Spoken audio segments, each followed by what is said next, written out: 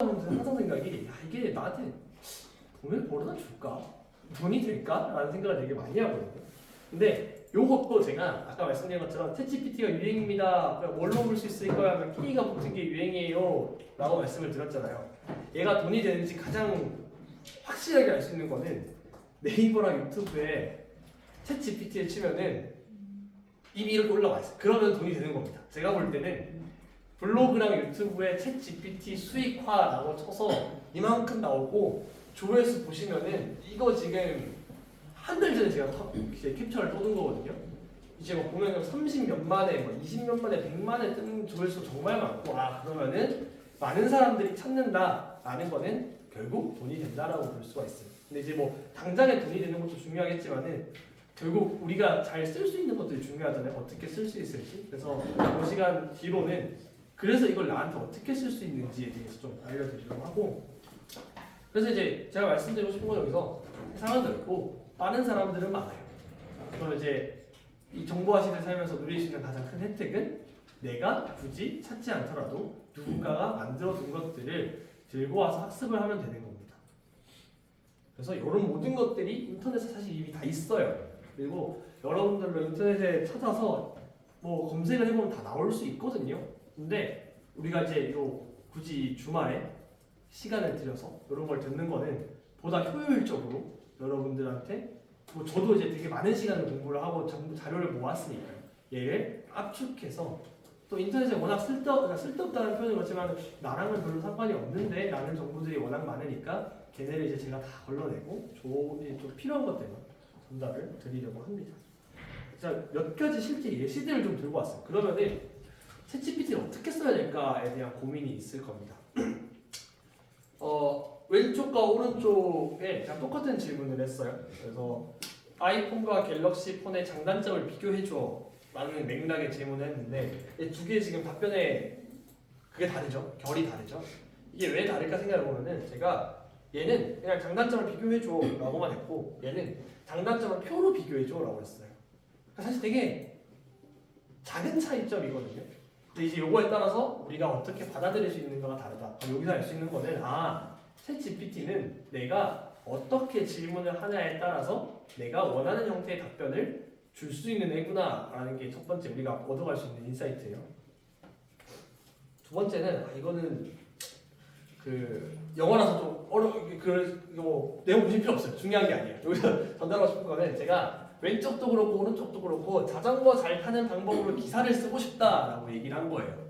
근데 왼쪽에는 제가 이제 자전거 잘 타는 방법으로 블로그 글을 쓰고 싶은데 거기에 대한 리스트를 적어줘 라고 한 거고요. 오른쪽은 오히려 더 짧습니다. 질문이 How to ride bicycle well 자전거 잘 타는 방법이라고 했는데 글이 나온 걸 보면은 왼쪽과 오른쪽 중에 어떤 게 조금 더 정돈되어 보이세요? 오른쪽이 더 정돈되어 보이죠? 근데 질문은 얘가 훨씬 더 간단합니다. 왜 그럴까라고 보면은 얘를 특정 설정을 해놓은 겁니다. 그러니까 챗 GPT를 우리가 쓸 때 날 것 그대로 쓸 수 있는 방법이 있고 얘를 좀 내 입맛에 맞게 바꿔서 쓸 수가 있거든요. 근데 이제 이렇게 말씀드리면 그럼 그거 개발자만 할 수 있는 거 아니에요? 라고 하는데 아까 말씀드렸던 것처럼 세상은 넓고 빠른 사람은 많아요. 이분들이 이미 다 만들어둔 것들이 있습니다. 그래서 그 만들어둔 게 뭔지 어떻게 쓸 건지 이걸 또 뒤에서 한 번 더 말씀을 드릴 거고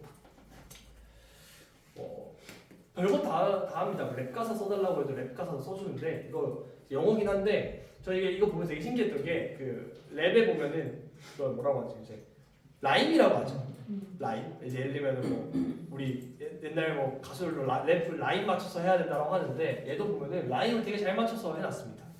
라이트, 파이트, 백, 슬랙 이런 식으로 나름 또 라임을 되게 잘 맞춰서 또 가사를 써주는 되게 창의적인 모습을 볼 수 있고요. 이제 GPT-3 지금까지는 이제 GPT-3를 활용하는 방법이었고 이제 GPT-4가 나왔잖아요. 이제 얘는 이제 어떻게 될 거냐 하면은 조금 더 창조적인 영역으로 건너갈 수 있어요. 예를 들면은 제가 이 사진만 딱 보여주고 챗 GPT-4한테 나 이걸로 유튜브 만들 건데 콘텐츠 만들어줘. 혹은 나 이거 팔 건데 누구한테 팔지 구매 대상에 내가 선정을 해줘. 아니면 나 이거 팔 건데 마케팅 전략을 세워줘 라고 하는 거예요. 이게 왜 가능하냐? 아까 제가 말씀드린 그림을 보고 상황을 인식을 하는 거죠. 그럼 이제 챗 GPT가 이제 얘를 보면 어떻게 인식할까 보면 축구하네. 근데 태극기가 있고 손흥민이 있네. 그러면은 뭐 우리 대한민국 국민들 중에서 축구를 좋아하는 예를 들면 또 색깔도 밝으니까 뭐 20대 축구를 좋아하는 사람들에게 마케팅을 하면 좋을 것 같아라고 아마 챗 GPT가 해줄 것 같아요. 뭐 지금은 이걸 제가 쓸 수가 없으니까요. 이미지 넣는 거는 지금 챗 GPT 포에서 안 되니까 아마 그렇게 대답을 해주지 않을까. 이런 영역도 충분히 미래에 가능해질 거다라는 건데 제가 이렇게까지 말씀을 드리면은 어렵죠. 쉽게 할 수 있는 방법은 없나에 대한 고민을 할 텐데 이제 쉽게 하는 방법의 가장 첫 번째가 우리가 이제 챗 GPT 하다 보면 많이 듣는 프롬프트라는 겁니다. 이제 프롬프트가 뭘까? 저 진짜 고민을 많이 했어요. 이거를 어떻게 쉽게 설명을 하지? 되게 쉽게 설명할 수 있는 방법이 없을까 고민하다가 제가 딱 제일 직관적으로 볼 수 있는 게 저희 이제 그 구청이나 시청 가면은 그 뒤에 보면 양식 있잖아요. 예를 들면 가족관계 등록부를 떼고 싶을 때 써야 되는 양식이 있고 등본을 떼고 싶을 때 쓰고 싶은 양식이 있죠. 얘가 프롬프트입니다. 그러니까 어떤 느낌이냐면은 프롬프트가 우리가 원하는 것들을 원하는 곳에 빠르게 다가갈 수 있도록 하나의 가이드라인을 제시를 해주는 게 프롬프트라고 이해해 주시면 쉬워요. 사실 프롬프트라고 별반 다른 게 없거든요. 예를 들면은 우리가 구청에 가서 가족관계 등록부를 떼고 싶어요. 그러면은 이걸 안 쓰고 민원 티켓을 뽑아서 상담 신청에 가서 나 가족관계 등록부 떼고 싶어요 라고 하면은 주민등록번호가 뭐세요? 물어보면은 대답을 해주고 예를 들면은 이전 기록도 다 떼실 거예요? 언제 뗄 거예요? 주민등록번호도 다 표시할 거예요? 아니 그건 안 할 거예요. 이렇게 왔다 갔다 질문을 하면서 결국 내가 원하는 거 얻어낼 수 있어요. 근데 그러기에는 시간이 너무 많이 걸리잖아요. 그거를 단축시키려면은 우리가 뒤에 가서 얘를 쭉쭉쭉 작성해서 주면은 알아서 해줍니다. 프롬프트가 이런 역할을 해주신다고 보면 돼요.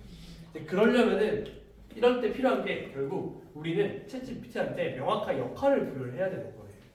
너는 내가 지금 앞으로 어떤 거를 물어볼 테니까 이런 거에 대한 답변을 해줘. 그리고 분위기 같은 경우에는 내가 예를 들면 창의적인 일을 할 건데 너도 좀 창의적인 사람으로서 대답을 해줘 라고 할 수도 있을 것 같고요. 저는 개인적으로 이걸 되게 중요하게 생각하는데 설레가 되게 중요합니다. 챗 GPT한테. 그러니까 무슨 말이냐면은 보통 네가 뭔가를 물을 때는 내가 받고 싶은 답변의 형태가 있습니다. 이거를 표로 받고 싶든지 아니면 마크다운 형태로 받고 싶든지 아니면 줄글로 받고 싶든지가 스스로 생각이 되어 있는 게 있어요. 근데 챗 GPT는 그거에 대한 가이드가 없으니까 나는 표로 받고 싶은데 아까 아이폰 갤럭시 비교한 것처럼 그냥 본인이 원하는 대로 비교해 준단 말이죠. 그러면 내가 얘한테 명확하게 난 이렇게 답변을 해줘라고 예시를 들어주는 게 되게 좋습니다. 그러면은 이제 우리가 챗 GPT한테는 맥락을 좀 줘야 되고 명확하게 얘기를 해야 되고 구체적으로 얘기를 해야 되고 좀 한 주제에 집중되게 만들어야 되는데 그럼 이제 우리는 이제 요 구청에 있는 양식들을 찾아야겠죠. 혹은 내가 만들던가. 근데 만들고 찾자고 하니까 역시나 어렵습니다. 이거 되게 복잡하거든요. 근데 아까도 말씀드렸지만 세상은 넓고 좋은 사람은 많습니다. 그래서 누군가가 이미 많이 만들어 놓고 이거를 다 공유를 해놨어요. 그래서 그 공유를 해둔 사이트와 그리고 어떻게 활용을 하는지 그리고 저도 몇 개를 좀 만들어 봤는데 되게 재밌더라고요. 그래서 그런 것들을 좀 소개를 시켜드리려고 하고요. 몇 가지 예시를 하나 보여드릴게요. 챗 GPT한테는 좀 그러니까 길이죠. 좀 명확하게 설명을 해야 되는 것 같아요. 그래서 역할을 할당하고 분위기를 설명하고 연관성과 설레라고 말씀을 드렸는데 왼쪽에 보시면은 내가 이제 예를 들면 역할이거든. 나는 이제 창업을 할 건데 배달의 민족이 너무 별로인 거예요. 그래서 배달앱에 대해서 내가 새로 창업을 하고 싶은 거죠.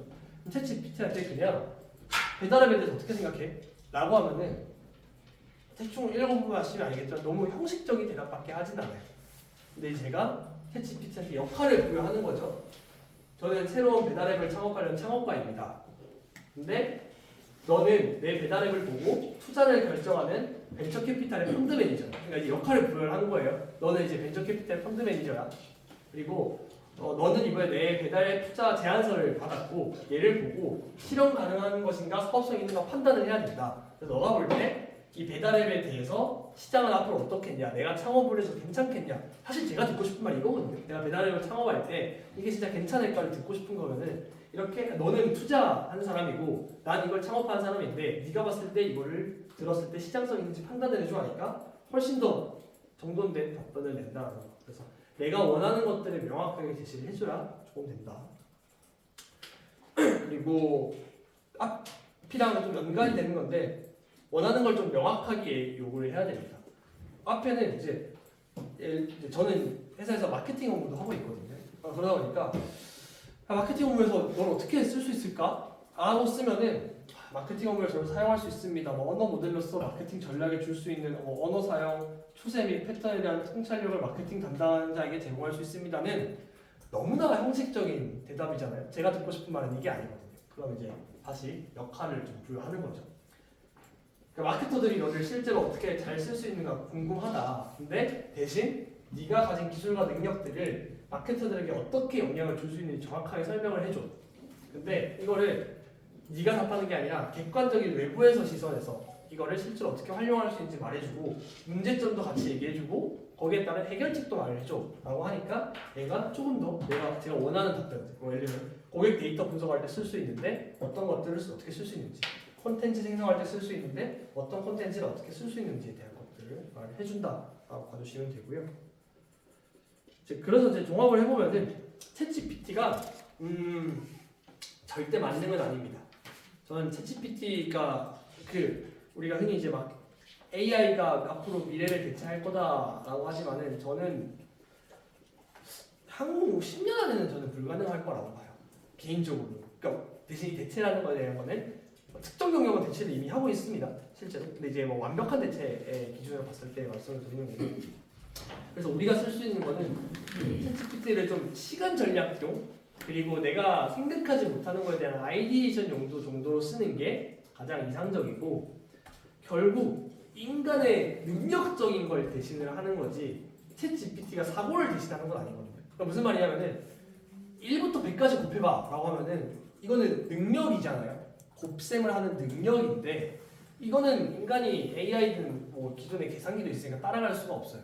근데 이거를 보고 1부터 100이라는 숫자를 보고 얘를 어떻게 뭘로 활용을 해보지에 대한 사고는 얘가 스스로 할 수 없습니다. 제가 어떻게든 가이드를 주고 나 어떤 걸 할 건데라는 큰 이거를 줘야지 거기 안에서 사고를 하는 거기 때문에 결국 사고를 AI가 대신하게 맡겨두면 안 된다라는 거고요. 잠시만요. 50분 되면 쉬고 하세요. 네. 지금부터 이제 50분부터 30분을 쉬고 실제로 이게 어떻게 활용이 되는지 그리고 실제로 챗GPT를 쓰기 전에 아까 말씀드린 것처럼 보다 쉽게 쓸 수 있게 만드는 여러 가지 도구들을 미리 많은 사람들이 개발을 해뒀습니다. 그래서 챗GPT를 또 다들 써보셨고 또 인터넷에 찾아보면은 나오는 것들도 있을 거예요. 그래서 그런 것들이 중복이 될 수도 있고 혹은 여러분들이 모르시는 것도 있을 수 있어요. 그래서 그런 것들을 좀 빠르게 한번 훑으면서 다들 노트북이 쓰시니까 실제로 저도 이제 싹 지우고 처음 세팅한다라는 마음으로 한번 같이 세팅을 해보는 걸로 하고 그래서 뭐 이제 이런 여러 가지 모드들을 50분부터 같이 또 할 건데 계속 말씀드린 거는 결국 AI가 저를 대체를 한다라는 거는 저는 힘들다라고 봐요. 예를 들어 단순 노동이라든지 뭐 계산 이런 부분들은 충분히 AI가 이미 대체를 하고 있는데 그게 아닌 지금 이제 우리가 여기서 공부를 하는 것들은 다시 대체할 수 없는 영역이라고 봅니다. 그러면 이제 우리는 AI는 절대 저를 대체할 수 없는데 저는 미래에 AI를 잘 쓰는 사람은 저를 대체할 수 있을 거라고 봅니다. 이거는 저는 무조건이라고 봅니다. AI를 잘 쓰는 사람은 저를 대체할 수 있고 실제로 이미 뭐 아까 말씀드린 프롬프트를 만드는 사람을 프롬프트 엔지니어라고 합니다. 그래서 이게 새로 생긴 직업은 아니거든요, 정확히. 예전부터 있던 직업인데 얘가 그냥 이제 밖으로 안 나왔을 뿐이죠. 이미 뭐 아까 말씀 오픈 AI 같은데 아니 위튼 같은 데는 이미 프롬프트 엔지니어가 있었을 거예요. 근데 이제 그거를 프롬프트 엔지니어라고 안 불렀을 수도 있어요. 왜냐면 없던 개념이니까. 근데 챗 GPT가 생기고 프롬프트라는 게 워낙 이제 또 커지면서 프롬프트 엔지니어라는 직무도 생기고 한국에서는 아까 보셨던 위튼이라는 회사가 국내에서 아마 최초로 프롬프트 엔지니어 채용을 시작을 했습니다. 그래서 이렇게 또 산업의 변화도 좀 오고 있다 보니까 이런 것들을 우리가 잘 활용할 수 있는 방법을 이 다음 시간에서 진행하는 걸로 하겠습니다.